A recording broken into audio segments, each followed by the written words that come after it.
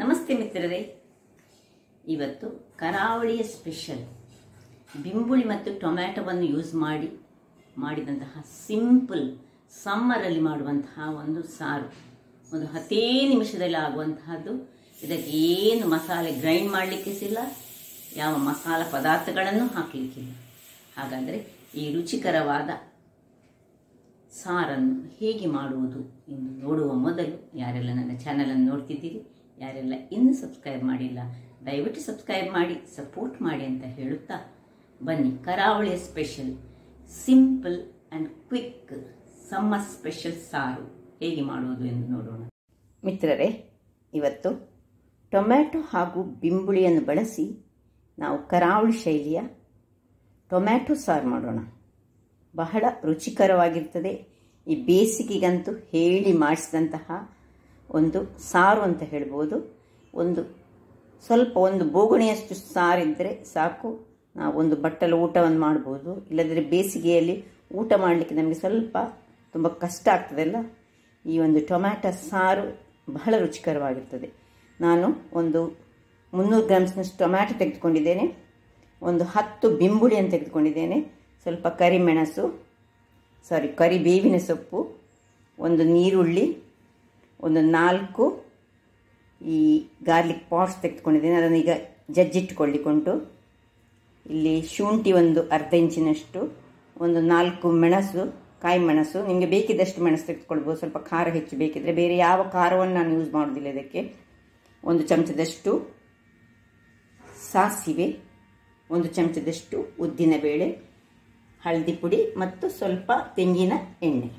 ಮೊದಲಿಗೆ ಈಗ ನಾವು ಈ ಟೊಮ್ಯಾಟೊವನ್ನು ಸಣ್ಣದಾಗಿ ಹೆಚ್ಚಿಟ್ಕೊಳ್ಳೋಣ ಮತ್ತು ಈ ಬಿಂಬುಳಿಯನ್ನು ಹೆಚ್ಚಿಟ್ಕೊಳ್ಳೋಣ, ಹಾಗೂ ನೀರುಳ್ಳಿ ಹಾಗೂ ಈ ಜಿಂಜರ್ ಮತ್ತು ಗ್ರೀನ್ ಚಿಲ್ಲಿಯನ್ನು ಕಟ್ ಮಾಡಿ ನಾನು ನಿಮಗೆ ತೋರಿಸ್ತೇನೆ. ಮಿತ್ರರೇ, ಇಲ್ಲಿ ನೋಡಿ, ಎಲ್ಲ ಟೊಮ್ಯಾಟೊ, ನೀರುಳ್ಳಿ, ಕಾಯಿಮೆಣಸು, ಶುಂಠಿ, ಇಲ್ಲಿ ಬಿಂಬುಳಿ ಎಲ್ಲ ಕಟ್ ಮಾಡಿಟ್ಕೊಂಡಿದ್ದೇನೆ. ಈಗ ಇನ್ನು ಜಸ್ಟ್ ಏನಿಲ್ಲ, ಈ ಒಂದು ಸಾರು ಒಂದು 5 ನಿಮಿಷದಲ್ಲಿ ಆಗುವಂತಹದ್ದು. ಈಗ ಒಂದು ಒಲೆಯಲ್ಲಿ ಬಾಣಲೆಯನ್ನು ಇಟ್ಕೊಳ್ಳೋಣ. ವೀಕ್ಷಕರೇ, ಇಲ್ಲಿ ಬಾಣಲೆ ಬಿಸಿ ಆಗುವಾಗ ನಾವು ಮೊದಲಿಗೆ ಒಂದು 2 ಚಮಚದಷ್ಟು ತೆಂಗಿನ ಎಣ್ಣೆಯನ್ನು ಹಾಕೊಳ್ಳೋಣ. ತೆಂಗಿನ ಎಣ್ಣೆ ಹಾಕೊಳ್ಳುವಾಗ ಇನ್ನು ಈ ಬೆಳ್ಳುಳ್ಳಿಯನ್ನು ತುರಿಗಿ ಹಾಕೊಳ್ಳೋಣ. ಜಜ್ಜಿಟ್ಟಂತಹ ಬೆಳ್ಳುಳ್ಳಿ, ಇನ್ನು ಸ್ವಲ್ಪ 1 ಚಮಚದಷ್ಟು ಸಾಸಿವೆ, ಉರಿ ಸಣ್ಣಗಿರಲಿ, 1 ಚಮಚದಷ್ಟು ಉದ್ದಿನ ಬೇಳೆ,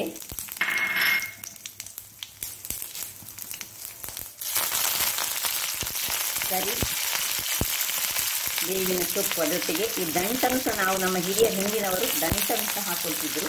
ಅದರಿಂದಾಗಿ ನಾವು ದಂಟನ್ನು ಸಹ ಹಾಕೊಂಡೆ ಮಾಡುವ ಹಿರಿಯರ ಶೈಲಿಯಲ್ಲಿ ಈಗ ಮಾಡ್ತಿದ್ದೇನೆ ನಾನು.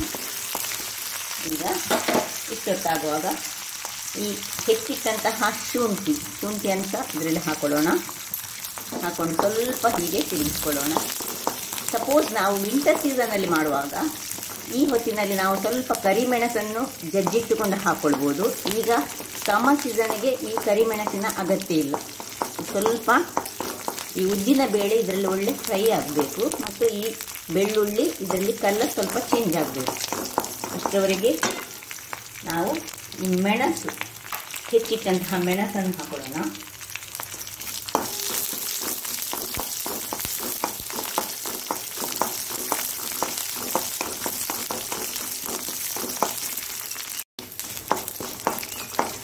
ಇನ್ನು ಈ ಬಿಂಬುಳಿ, ಹೆಚ್ಚಿಟ್ಟಂತಹ ಬಿಂಬುಳಿ,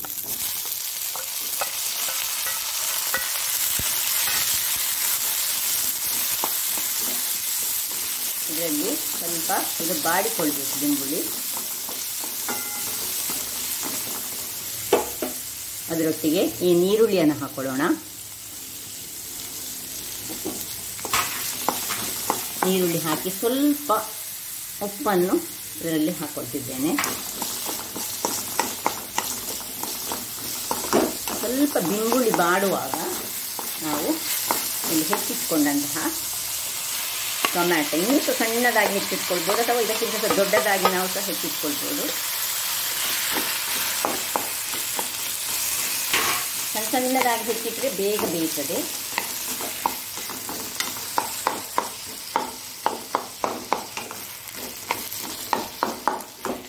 ಹೀಗೆ ಮಾಡಿ ಇನ್ನು ಸ್ವಲ್ಪ ಈ ಟೊಮಾಟೊಕ್ಕೆ ಸ್ವಲ್ಪ ಉಪ್ಪನ್ನು ಹಾಕೊಳ್ತಿದ್ದೇನೆ.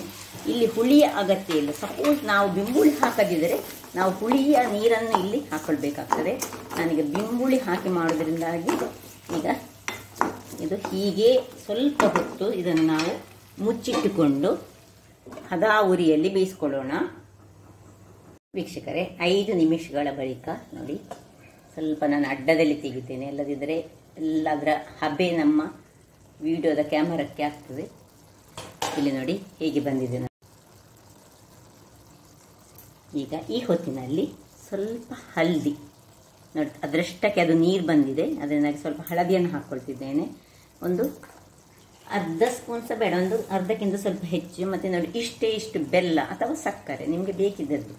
ಸಕ್ಕರೆ ಆದರೆ ಸಕ್ಕರೆ, ಬೆಲ್ಲ ಆದರೆ ಬೆಲ್ಲ. ಇದನ್ನು ಸ್ಕಿಪ್ ಸಹ ಮಾಡ್ಬೋದು. ಇನ್ನು ಇದನ್ನು ಚೆನ್ನಾಗಿ ಹೀಗೆ ನೋಡಿ ಒಳ್ಳೆ ಬೆಂದಿದೆ. ಯಾವುದು ಈ ಒಂದು ಬಿಂಬುಳಿ ಹೇಗೆ ಬೆಂದಿದೆ ನೋಡಿ ಯಾವ ರೀತಿಯಲ್ಲಿ. ಇನ್ನು ಇದನ್ನು ಹೀಗೆ ಚೆನ್ನಾಗಿ ಅಲ್ಲಿಗೆ ಮ್ಯಾಶ್ ಮಾಡಿಕೊಳ್ಳೋಣ.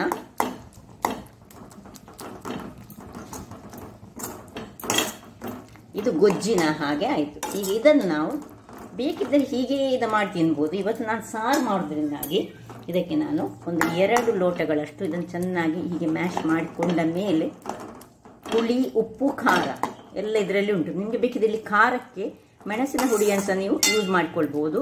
ನಾನು ಮಾಡ್ತಾ ಇಲ್ಲ, ಯಾಕೆಂದರೆ ಈ ಸೆಕೆಗೆ ಈ ಕಾಯಿ ಮೆಣಸು ಮಾತ್ರ ಸಾಕು.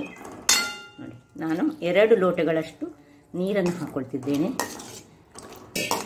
ನಿಮಗೆ ಬೇಕಿದ್ರೆ ಈ ಹೊತ್ತಿನ ಸಾರಿನ ಪುಡಿ, ಬೇಕಿದ್ರೆ ಸಾಂಬಾರು ಪುಡಿ ಅಂತ ಹಾಕ್ಕೊಳ್ಬೋದು. ಆದರೆ ನಾನೇನು ಹಾಕ್ಕೊಳ್ತಿಲ್ಲ.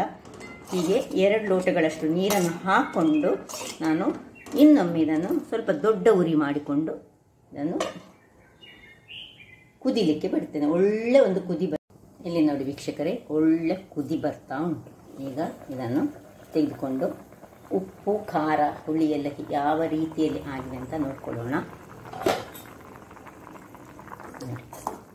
ಹೀಗೆ ಬಂದಿದೆ ನೋಡಿ, ಕಲರ್ಫುಲ್ಲಾಗಿ ಉಂಟು. ಏನು ಟೊಮ್ಯಾಟೊ ಮತ್ತು ಬಿಂಬುಳಿ ಬಿಟ್ಟರೆ ಖಾಲಿ ಹಳದಿ ಹಾಕಿದ್ದು. ನಾವು ಈವನ್ ರೆಡ್ ಚಿಲ್ಲಿ ಪೌಡರ್ ಸಹ ಹಾಕ್ಕೊಳ್ಳಿಲ್ಲ. ಯಾವ ರೀತಿಯಲ್ಲಿ ಬಂದಿದೆ ನೋಡಿ, ನೋಡಿದ್ದೀರಲ್ಲ. ಇಷ್ಟ ಆಗುವಾಗ ಹುಳಿ, ಉಪ್ಪು, ಖಾರ ಹೇಗುಂಟು, ಉಪ್ಪು ಎಲ್ಲ ಚಪ್ಪೆ ಇದ್ದರೆ ಎಲ್ಲೊಂದು ಚೆಕ್ ಮಾಡಿಕೊಂಡು ಉಪ್ಪು ಹಾಕ್ಕೊಳ್ಬೋದು. ಅಥವಾ ನಿಮಗೆ ಏನು ಖಾರ ಬೇಕಿದೆ ಖಾರದ ಪುಡಿ ಹಾಕ್ಕೊಳ್ಬೋದು. ನಾನು ಏನು ಹಾಕ್ಕೊಳ್ತಿಲ್ಲ. ಹಾಗಾದರೆ ಈಗ ಇದನ್ನು ನಾನು ಆಫ್ ಮಾಡ್ಕೊಳ್ತಿದ್ದೇನೆ.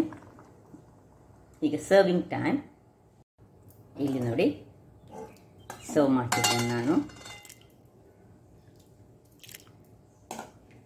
ಈ ಅನ್ನದೊಂದಿಗೆ ಒಂದು ಶೆಂಡಿಗೆ ಏನಾದರೂ ಇದ್ದರೆ, ನಾನು ಇನ್ನೊಂದು ಬಾರಿ ನಿಮಗೆ ಈ ಶೆಂಡಿಗೆ, ಈ ತೊಂಡೆಕಾಯಿಯ ಶೆಂಡಿಗೆಯನ್ನು ಹೇಗೆ ಮಾಡೋದನ್ನು ತೋರಿಸ್ಕೊಡ್ತೇನೆ. ಇದರೊಟ್ಟಿಗೆ ತೊಂಡೆಕಾಯಿಯ ಶೆಂಡಿಗೆ ಇದ್ದರೆ ಬಹಳ ಚೆನ್ನಾಗಿ ಬರ್ತದೆ.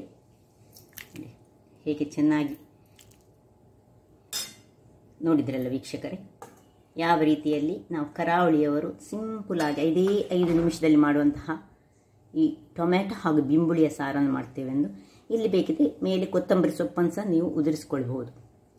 ಹಾಗಾದರೆ ನನ್ನ ಈ ಕುಕಿಂಗ್ ಚಾನಲ್ ನಿಮಗೆ ಇಷ್ಟ ಆದರೆ ಬೋಳೂರು ಸುವರ್ಣ ಚಾನಲನ್ನು ಲೈಕ್ ಮಾಡಿ, ಶೇರ್ ಮಾಡಿ ಹಾಗೂ ಸಬ್ಸ್ಕ್ರೈಬ್ ಮಾಡಿ. ಹಾಗೂ ನನ್ನ ಇನ್ಸ್ಟಾಗ್ರಾಮ್ ಪೇಜನ್ನು ಫಾಲೋ ಮಾಡಿ. ಧನ್ಯವಾದಗಳು.